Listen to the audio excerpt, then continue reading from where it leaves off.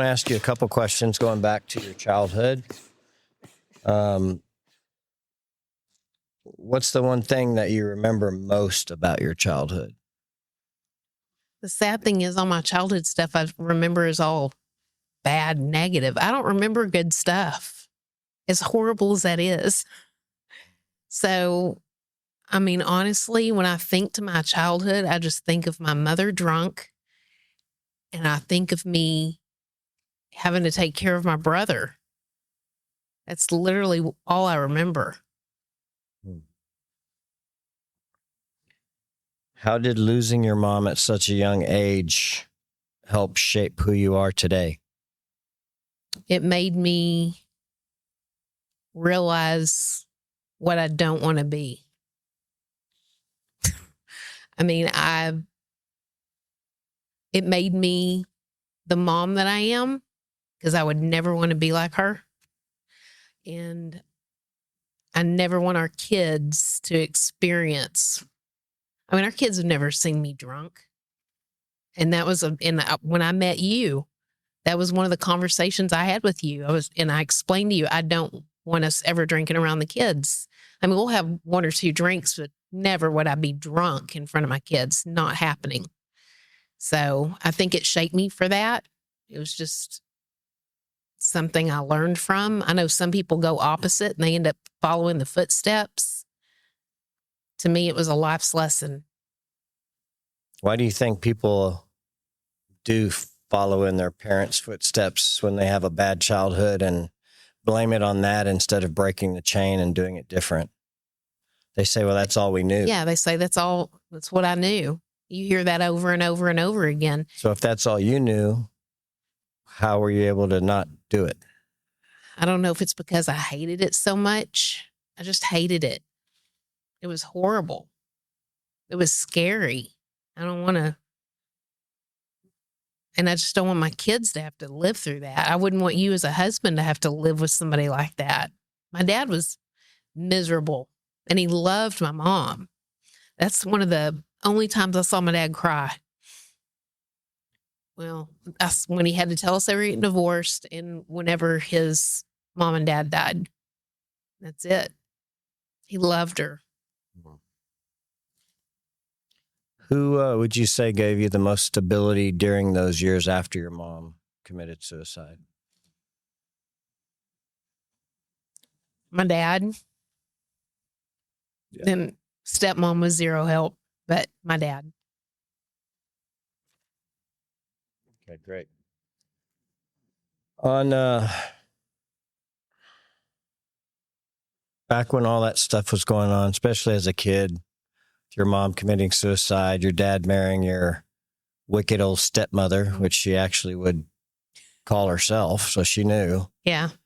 Yeah, I want to tell the story about first time that I met you and you were going to introduce me to your family, and you said, oh my God, you're not going to be able to deal with my stepmom. And we were going to go to your aunt's house in Houston from Fort Worth for Thanksgiving. And I said, I'm so good with people. People don't get under my skin. I can handle whatever. If you said that today, I would laugh so hard at you. I did not know you. Well, I was trying to sell myself at the time. You did that. But we get in the van. They asked me if I want to drive. Oh, my God. So I drive the van. First and today, time I wouldn't let you do that. First time I met your dad and your stepmom. Driving, trying to get to Houston, which now you know how I hate being in a car for so long. It's like, let's get there and be done with it. You hate going the speed limit. Who made the speed limit? You know, we should have had that discussion before they posted those speed limit signs. But she had to stop at every other gas station to get her extra large Diet Coke with no ice and use the bathroom. I know. And the whole way I'm thinking, if this lady would stop drinking gallons and gallons of Diet Coke, she wouldn't have to stop and pee every other gas station we go by. Hey, at least it wasn't vodka. That's true. But made me drive faster, crazier. And she was in the passenger seat or back seat, just griping and complaining the whole time for hours. Finally, I had enough. pulled over, told her she could drive that thing if she wanted to drive it. Literally on the side of the road. So they probably met me pretty quick on the first trip, but the rest of the trip went pretty well. I put the turkey hats on that your aunt made us do at the table and do all that goofy, funny stuff. It's funny because because we'd only been dating a few months, and while she's griping, I'm sitting here thinking, oh my God, he is going to run away. And then when I saw you getting mad, I went, oh my God, my dad is not going to like this guy. So I'm sitting in the back, just shut up, like this is going to be horrible. But I could see in your dad's face, he was really wanting to high five me for standing up. I'm sure he was. He didn't. I know. Like you said. And I didn't have a problem doing that whenever we ran into it with her. But so back in those times, did you ever just feel that it just keeps coming and it just keeps stacking up and that it's going to be overwhelming and that you didn't want to deal with it anymore? Do you feel like you ever went through any depression or thoughts like that when you were younger, when all this bad stuff was going on? No, I've never. And again, it's a freaking life's lesson. I mean, just from what my mom did, I don't want to put anybody else through that. Yes, life sucks. And compounding over and over and over and over again in life, but that's life. You just have to keep moving forward. But I would never put my kids through that. You through that. Although there's some days you probably want to kill me, but here I am. That's another show. Okay. How do you think all the grief you've had in your life has changed you as a person? I don't know if it's changed me. It definitely formed me.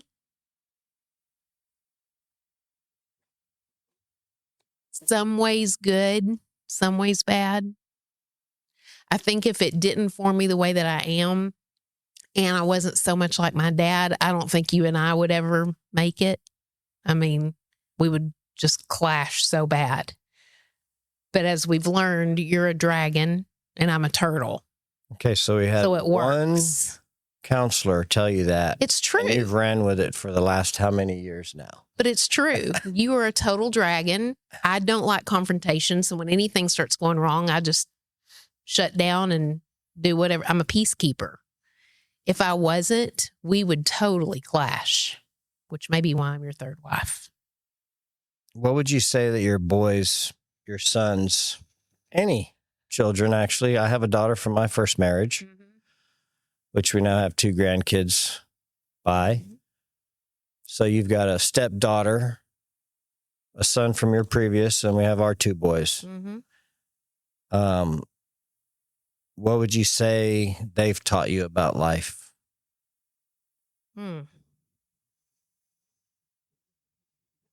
Gosh.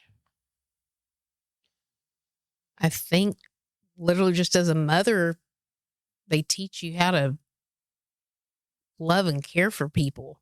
I mean, you've got to nurture. Taught me how to be a nurturer.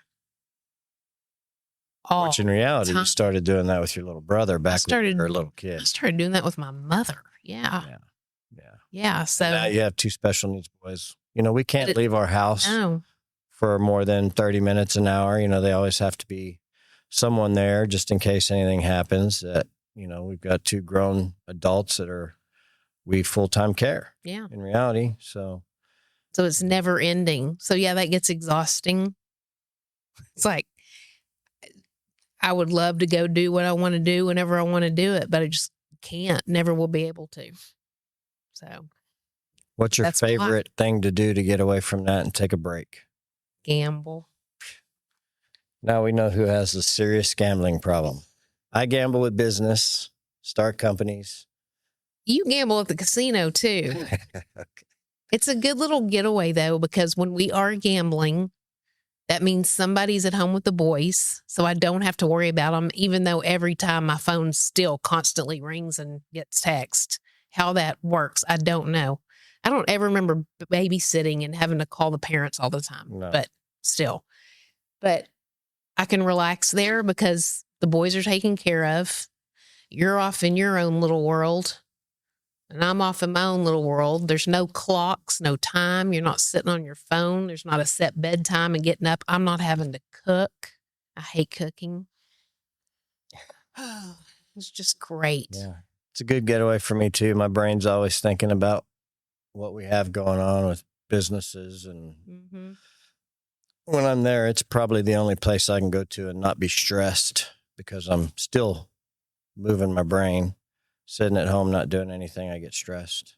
Okay, well, let's move on now to the cancer diagnosis. Tell us about the first occurrence and how it was found and things like that. So let's go back to the start of the breast cancer journey. So this is 13 years ago. You were literally tickling me, rolling across the living room floor, and you said, whoa, whoa, whoa, what's that? What's that? And I said, you touched my boob. You go, no, I felt something. And it just felt like a little bitty pea, just right on the side of my boob. And I was like, oh, I'm sure that's nothing. Because I was 39, didn't have any reason to think it was anything. But just a couple of months before, you and I had gotten life insurance policies because we'd started planning for the boys, which they do extensive health check, blood work, everything. And I sat with that lady and she's like, you are the epitome of health. She goes, every number on you is just exactly what it should be. I'm like, cool. So a couple of months later, you find this, I think nothing about it. So about a month after that, I went to a garage sale benefiting somebody here in Aledo for breast cancer. And she was there. And I was like, yeah, I found a little spot on me a couple of weeks ago. And I was like, but we don't have insurance. I'm sure it's nothing. And she said, I thought the same thing and mine was cancer. Please get it checked. I'm like, oh, we don't have insurance. I'm sure it's nothing. I just got a whole checkup done for my life insurance. So this lady picks up her phone at the garage sale, calls Carity in Weatherford, makes me an appointment. I don't know this lady from Adam, and says, you have an appointment on Wednesday at 2:00. Promise me you'll go. I was like, okay, I'll go. You never went with me to anything. And for some reason you went with me that day. So I actually felt it. So I went, they do the mammogram and instantly pulled me into another room. And so they wanted to do a more detailed look at it. Told me they thought that it was possibly breast cancer. So we had to go back the next day for them to do a biopsy of it, or not a biopsy. Well, yeah, it was like a biopsy, needle biopsy. And I remember that old guy, he had to be 80 years old. And he's sitting there and I was like, so what do you think? And with him just looking at it raw. And he's like, honey, I think this is cancer. I've seen a lot of it. And they called us a couple of days later and said it was breast cancer. So long story short, said that I had it for probably 2 years. I was stage 2, 2A, grade 1, which means it's slow growing. And I had it for about 2 years. So they were going to do a mastectomy and we had to fight to get a double mastectomy. In my brain, I know nothing about breast cancer. And I'm thinking, well, if I just get them both taken off, we eliminate it killing me. Well, we had talked back then about, same way with our combatives here, it's wait, but once you have to, go very aggressive and don't stop till it's over. Yeah. Well, we got very, very aggressive trying to kill it. Well, say that now, but I would have done it different because we fought and got the double mastectomy. And they instantly put me on hormone blockers because my cancer was estrogen fed. So put me on tamoxifen to block my estrogen. But I had a low oncotype score, which the oncotype score tells them whether you need chemo or not. Mine was low, so they made it my choice. I had clear nodes. I had clear margins. So we were like, who would choose chemo if you don't have to? Us like a less than a 3% return. Yeah, 2%. 2% return Yeah. rate. Yeah. So we chose no chemo because, again, why would we? Took the tamoxifen, went on with life, did a reconstruction. And then a couple of years after that, you took me to that place with you out in Irving or somewhere where they were doing like all this testing and tested all your counts and levels and all that stuff. I don't remember where it was. And it came back saying that my estrogen level was high. And I was like, well, that's weird because I'm on an estrogen blocker. I'm not supposed to be having estrogen. And he said, well, your counts are high. So I went to the oncologist and told her that. And she said, well, tamoxifen can throw those counts off sometimes. Don't worry about it. Fast forward 2 years later. So I didn't worry about it because you trust your doctor, right? So fast forward 2 years later, we'd moved out to a new house with a barn with the alpacas. My hip was hurting, sore, just felt bruised. Didn't think much about it. And even through the last couple of years, I would have backaches and I'd go to the chiropractor. My lower back would hurt, just like anybody. And went to the doctor, and one of their main questions is any new aches, pains. Yeah, actually, my hip's been sore. Well, how long has your hip been sore? I don't know, probably a month or two. But it just feels kind of bruised off and on. And they said, well, let's do a bone scan on you. And I'm like, okay, I'm thinking nothing about it. So they do the bone scan, my lower back lit up. And she said, well, let's do an MRI on it. So they do the MRI and it comes back suspicious of breast cancer or suspicious of cancer. So I'm freaking out thinking I've got some whole new form of cancer, being clueless about metastatic breast cancer. And I was like, cancer in my back? And she said, well, if it's positive, it's possible it could be your breast cancer. And I was like, in my back? And she said, yes, that means it would be stage 4, spreading to other parts of your body. So they biopsied my lower back and it was positive for metastatic breast cancer. So then they threw me into a PET scan and I lit up and down my spine, both hips, shoulder, sternum, femur, just all over my skeleton, like 14 spots. So my question to them was, so how do I beat it this time? And so can you tell me the difference, the way you felt the first time that you were told you had cancer? Because that's a big, bad word.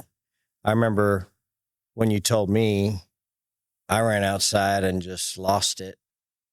Called my best friend going, my wife's dying tomorrow. Mm-hmm. I literally thought that.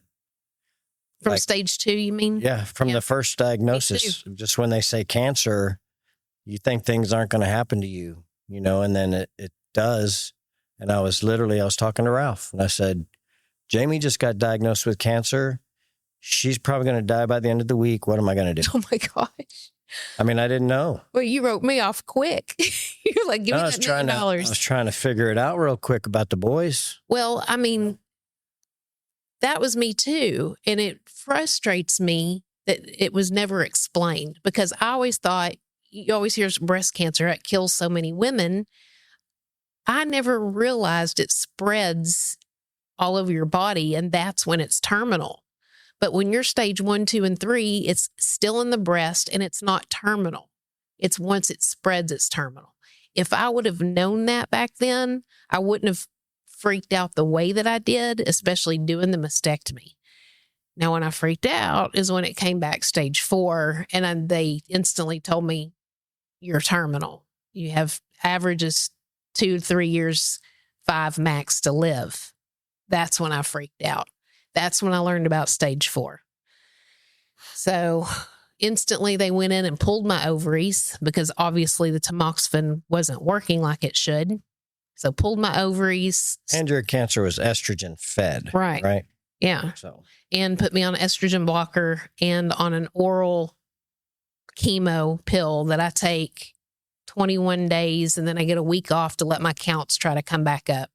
So basically the pill destroys all your white blood cells. And they have to give you that break for them to be able to rebuild. Yeah, and they really never do.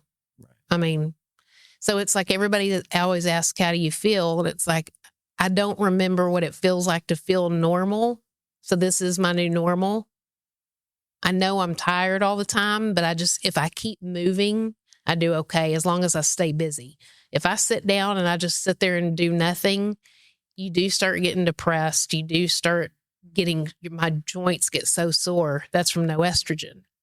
And I can't have any. I can't go and get pellets and shots and pills and be normal. I can't have it.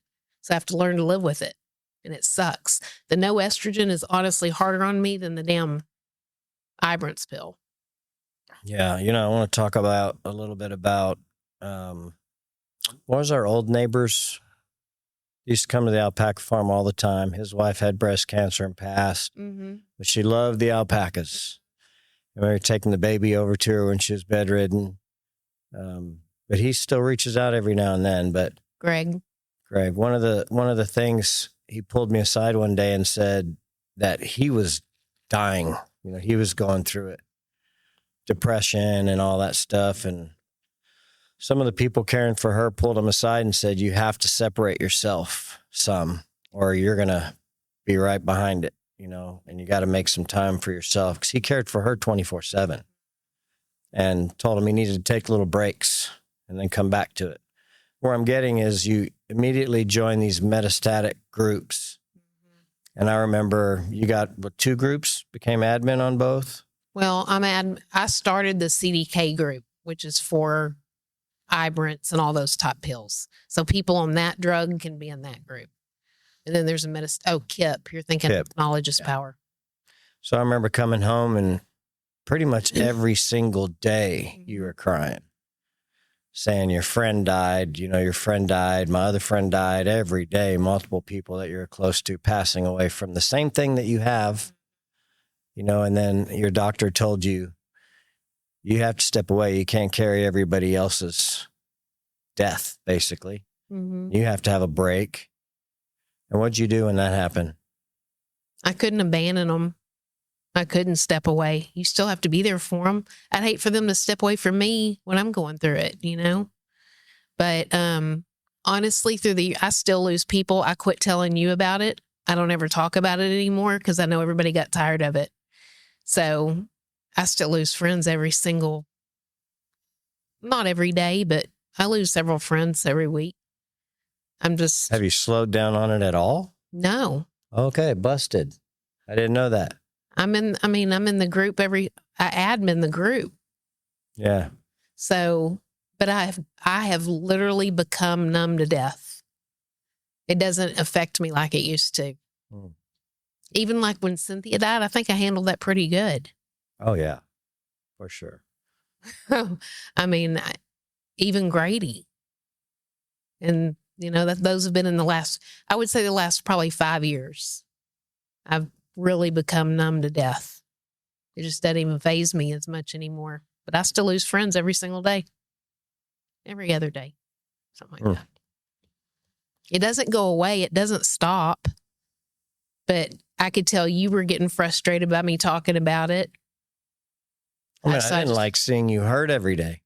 But it is what it is. It's still there. Yeah. So I just hurt silently. And that's things we'll get into on the show down the road about people that see things that normal civilians don't. Police officers, firemen, they're seeing death. I was talking to a police officer the other day, the young guy that had his first suicide. It was a woman here in Willow Park, shot herself in the head, and he was the first one to see him.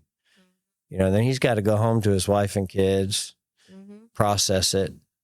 You got the military people that see a bunch of death and different things and how people cope and get through things like that and deal with it, where the majority of the population never sees anything like that, and they have no idea the thought process you got to go through. But, we were big on, or I was completely big on, food causes it, environment causes it, and all these different things. And I remember asking you got the best breast cancer doctor, I think, probably in the world, MD Anderson. Did, retired. Tired. I remember the first time telling him, listen, give her the pill that cures it. I don't care how much it costs. We won't tell anybody. We know there's a cure. I was the biggest one on that kind of stuff. That was our first appointment with him. So just give it to us. It doesn't matter. We'll take care of it some way, somehow.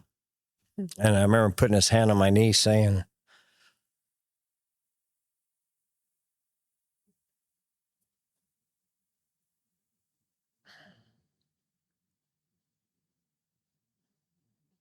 Okay. And he said, food won't save her.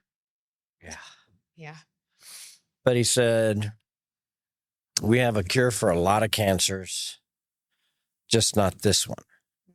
And if anybody in the world would know a cure, it would be him, because that's what he did, research, development. So Editor-in-chief of Cure magazine. That was the day that it was like, wow. You know, and you think of all those things. How do you tell your kids? Yeah. He explained to us that breast cancer is so tricky because it's hormonal.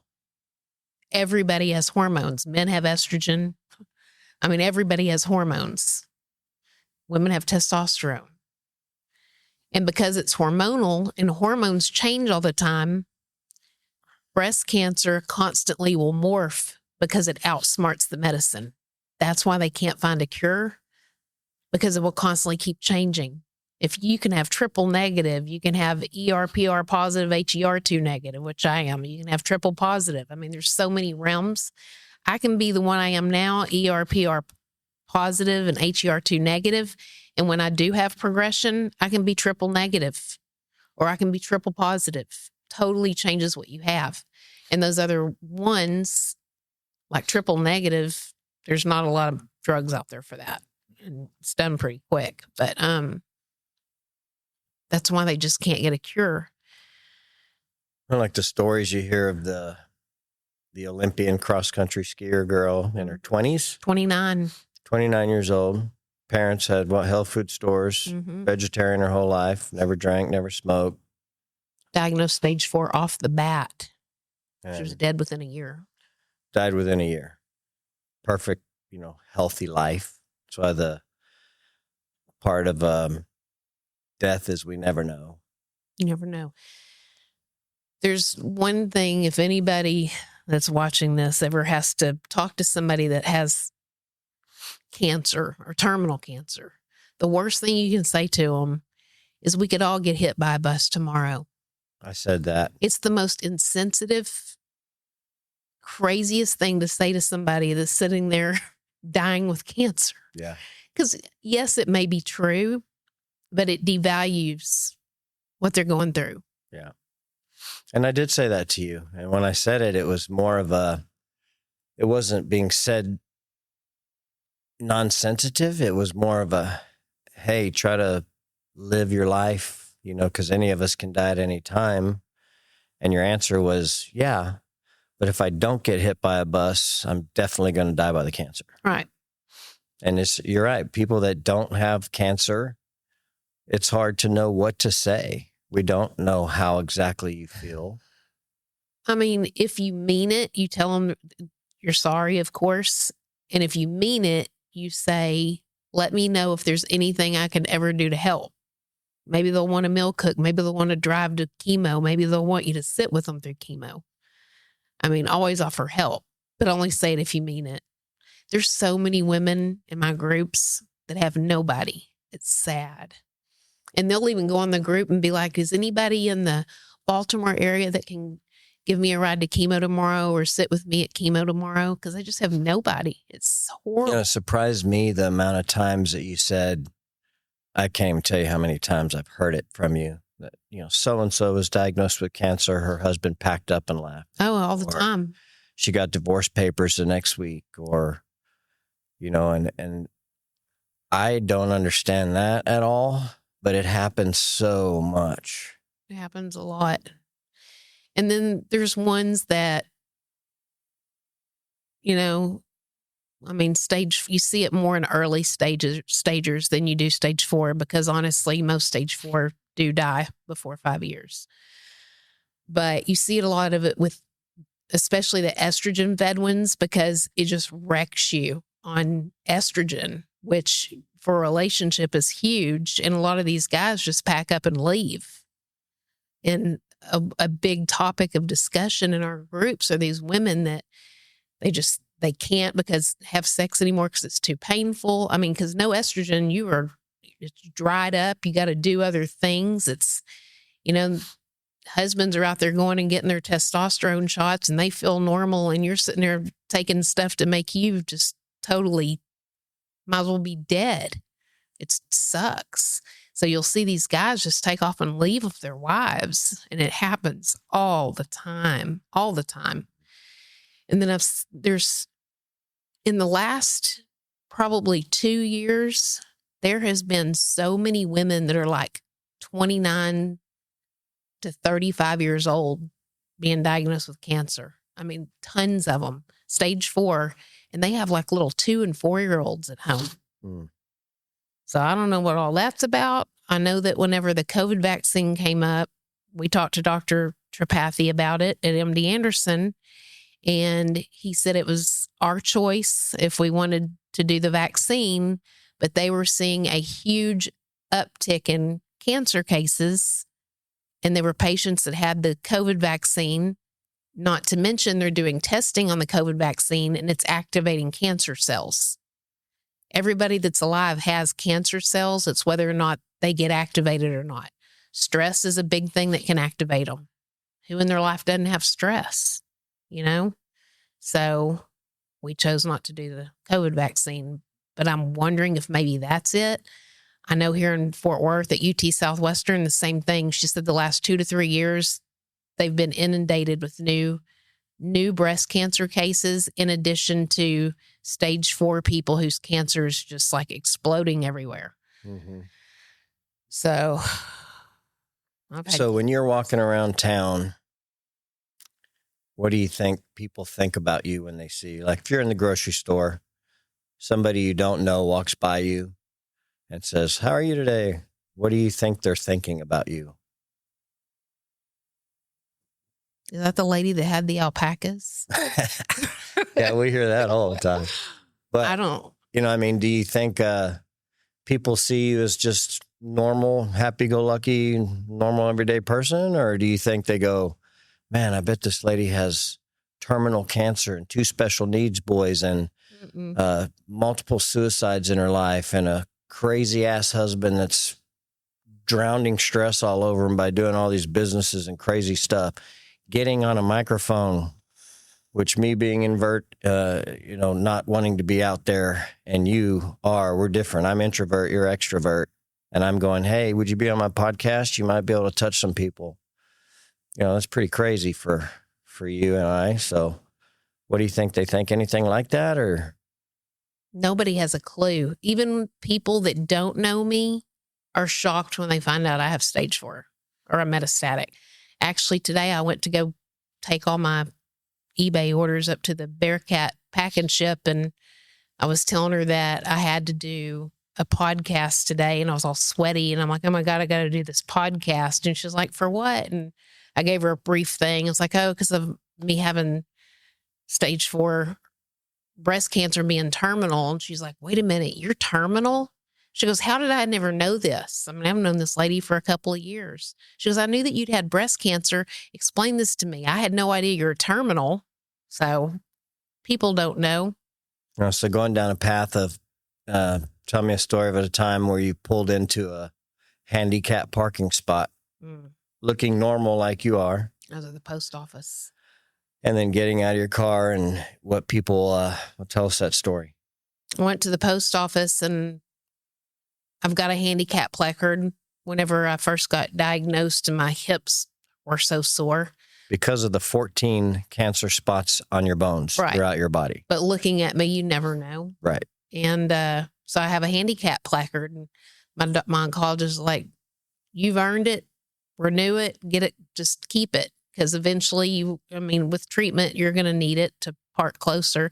And there's times that we don't even think of using it, Mm-hmm. But I pulled up into the post office and got out of my car, went in, come back out, and this guy is standing there, and he's like, "What are you doing parking in this handicap parking place? Don't you know that's for people that are handicapped?" And I said, "I have a handicap placard." "You're not handicapped." I said, "Do you want me to pull out my phone and show you my chart showing you I have metastatic breast cancer? It's all over my bones. You want me to go pull out my placard out of my car?" And he's like, well, I'm sorry. You should just hang up the placard."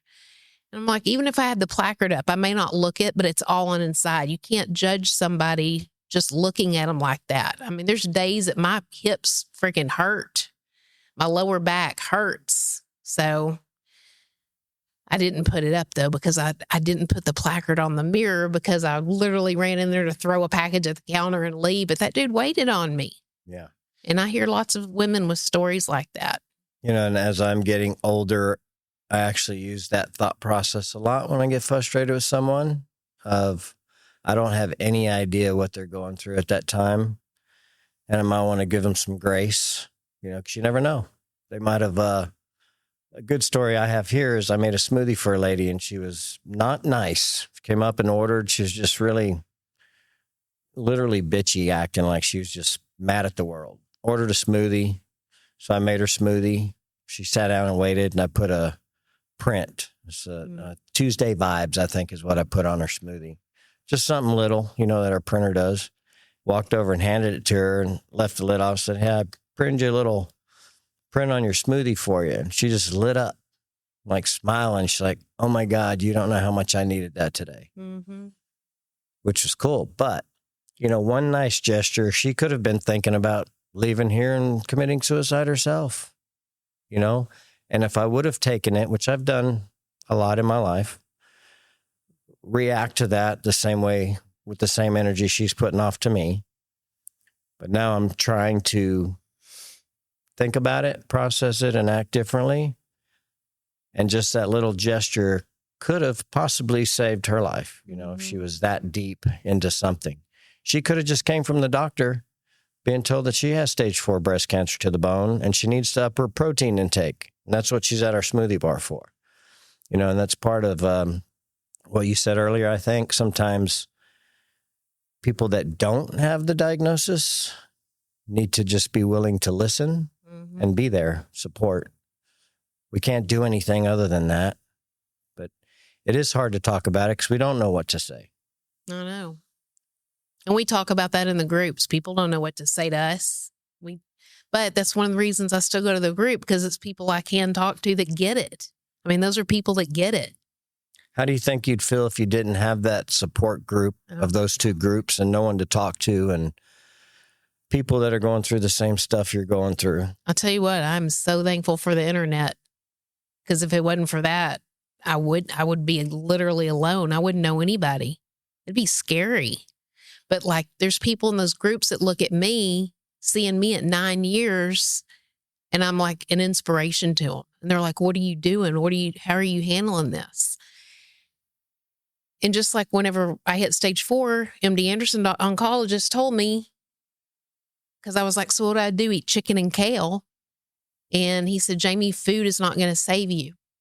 You need to try to take 10,000 steps a day, take your medication, and just live life. Keep moving, live life.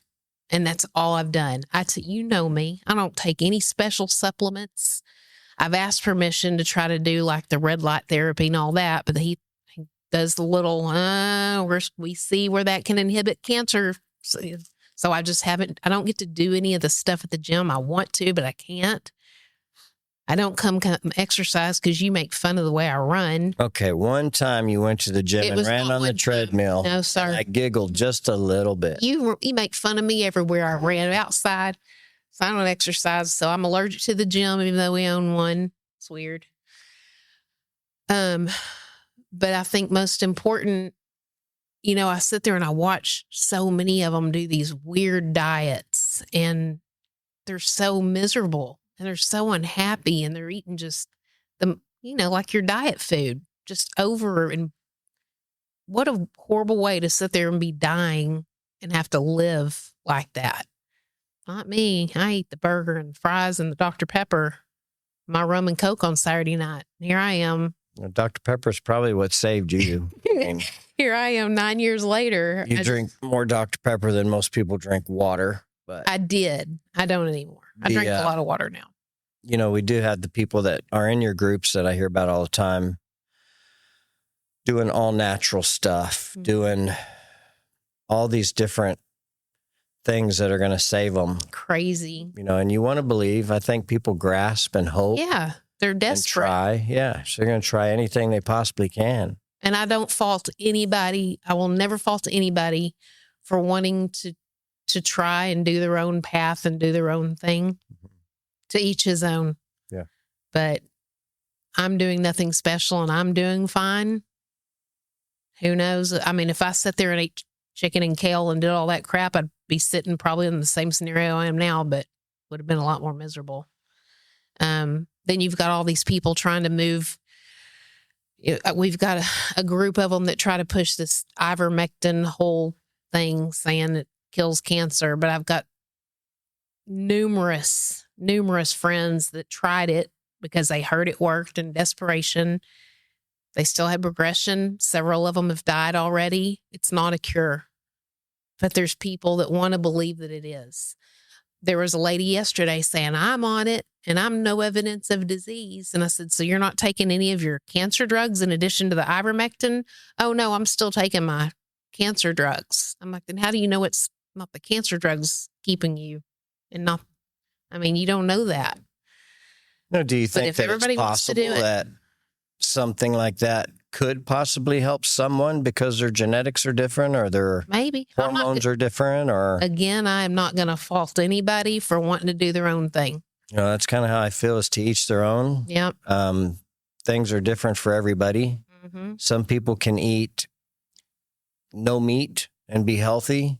And some people can do that and get sick as hell because they're allergic to part of the grasses and greens and vegetables. And, so I think everybody's different. I just think it's back to that saying of we never know what somebody else is going through. And somebody's always going through way worse stuff than we are at that specific time. So give them grace and support. Like right now, I always have people throwing cures at me of, I've heard the most weirdest things. I'm not rocking my boat. I'm not trying anything new. I'm not doing anything different. Now when I have progression, which will happen, just hopefully still not a long time from now, but when I do have progression, it likes going to liver, lung, and brain. At that time, hell, I might try some ivermectin. I don't know, but I'm not touching anything different right now because I don't want to. Once it's awake, I'll play with it, but I'm just not going to risk it.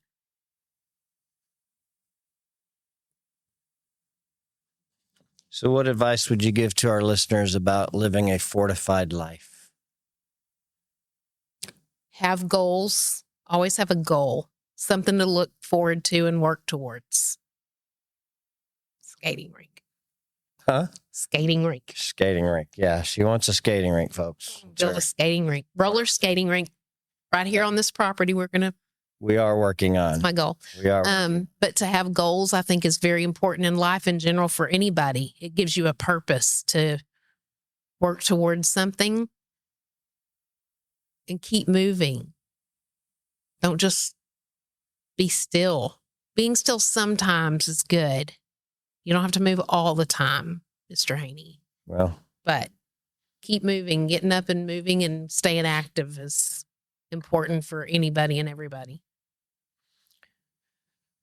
Well, we can go over some takeaway talking points from the discussion with you of don't postpone your life waiting for perfect circumstances. Stress and emotional weight are real. Community support matters very, very deeply. It's what we believe here at Fortified. Fortified Fitness, Fortified Brew and Blend, Fortified Age Management. Everything we're doing here is trying to build community. We want all shapes, all sizes, all ages, all political beliefs, all religious beliefs. As long as you're in here working towards something and trying to get a little better every day is what we're trying to build here.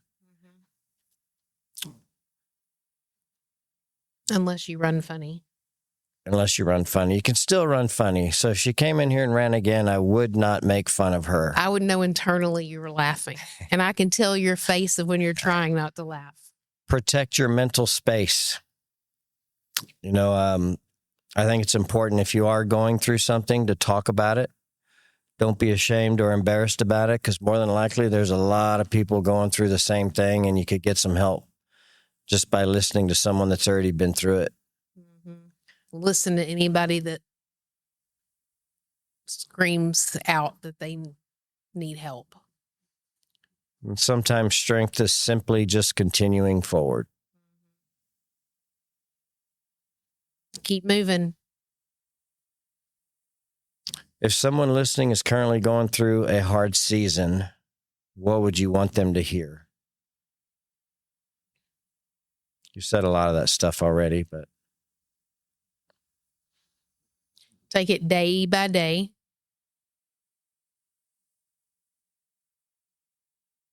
Ask for help, lean on somebody, just talk to somebody just to get things completely off your shoulders alone, even if it's a friend, if it's a relative, if it's a support group or a group of something that, of whatever you're talking about online.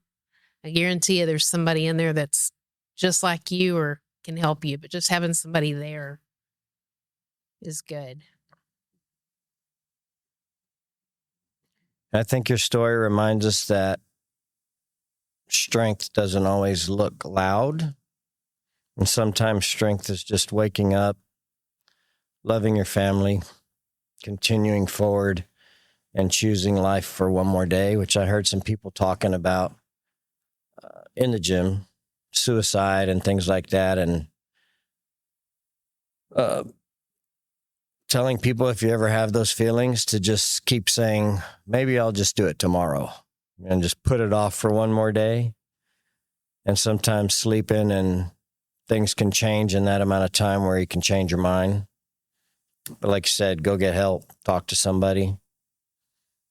So we're going to ask our viewers to follow our podcast, share the episode with someone who might need help, learn more about metastatic breast cancer awareness research, and join the Fortified community. I do want to give a plug out to Metaviver, who you're a big supporter of. Mm-hmm. You're always buying and selling constantly, and a big portion of your proceeds that you do go to Metaviver. Mm-hmm. The reason you love Metaviver is explain why you're so deep involved in Metaviver. Metaviver is for stage 4 breast cancer for research and support, but it is run by stage 4 patients. So everything that they collect goes to research versus salaries like Susan G. Komen. So basically all the people that work for Metaviver to make it run like the machine that it is, nobody gets paid for any of that. No, it's all volunteer. So 100% of the donated dollars go directly to research, not to people's bank accounts. Right. Which is big. People don't understand that. I think there's a lot of organizations out there that raise a lot of money, and people sometimes are blinded by the fun and the, whatever they get out of it about being part of something. But in the backgrounds, these people are getting rich. And a lot of the money, very small percentages, are actually going to actually help what it's supposed to be meant to do. If they can cure stage 4, breast cancer is cured. Komen, as crazy as it is, Susan Komen actually died from metastatic breast cancer, and now it's run by her siblings. But a lot of their focus is on preventative cancer and awareness. Yeah, awareness. I think the whole world knows about breast cancer. We are aware. Yeah. They have a small portion that goes to stage 4. It's kind of like you're in the parking lot and some guy's dragging a lady by her hair into his van. Everybody around is aware. Mm-hmm. But are they going to do something about it? Yeah.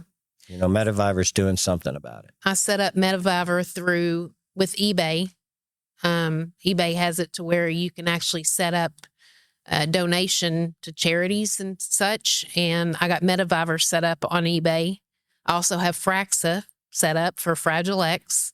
So whenever I sell things, when I'm listing something, I can choose a portion of that sale, go to Metaviver, and then eBay sends them a check every month. Or Fraxa or whatever. There's tons of them that you can choose from. But I did get them set up on there. So anybody that happens to sell can choose Metaviver as a place to have. You can choose whatever amount you want to. And I have a lot of people in the community that are supportive of us. We had the alpaca farm, and thousands of people a year came to our house and saw the alpacas and knew my story. So a lot of them always want to help. And instead of taking stuff to Goodwill, they will call me and say, hey, you can come grab my clothes or whatever and sell it and donate to Medivivor. So I have a lot of people that gives me even more than I can handle. So that's good too. Yeah. Anything else you can say to anyone listening that might be going through a lot of the things that you've been through? Literally, you can just, it's so hard. You can't tell people not to worry, but you just have to take things day by day. The worry is always going to be there in the back of your mind. And one thing that my doctor did tell me is stage 4. Every time I would have an ache and pain, I was like, oh my God, the cancer spread. Oh my God, it's in my, brain, or my stomach would hurt. It's in my liver. And he said, Jamie, everything is not cancer. You still get the regular pains that everybody else does. So the first couple of years I freaked out all the time, but now I think nothing about it. So just remember that you are still a normal human, just with cancer, so you can have the normal everyday stuff. But just take things day by day, and again, keep moving, because it does help. They say it's the number one thing to do for longevity is walking. Mm-hmm. Just walking. Yep. Just get up and walk. 10,000 steps a day, ideally. Yeah, But that's ideally. a lot. Or more. Yeah. Yeah, for sure. So it wasn't that bad, was it? Thanks for doing this with us. It was weird. It was weird. It was weird because you already know me and everything about me. No, I found out some things today even that didn't. And 2, it's anxiety when you're talking about a pain and you thought it was cancer. Mm-hmm. That's the leading cause of anxiety. Our brains, anxiety is everything in the future. So our brains are thinking of stuff that hasn't even happened yet. Mm-hmm. So we're ahead of ourselves. So, if you slow down, you can get rid of a lot of anxieties because you're making it all up in your own brain. Mm-hmm. Life is life, and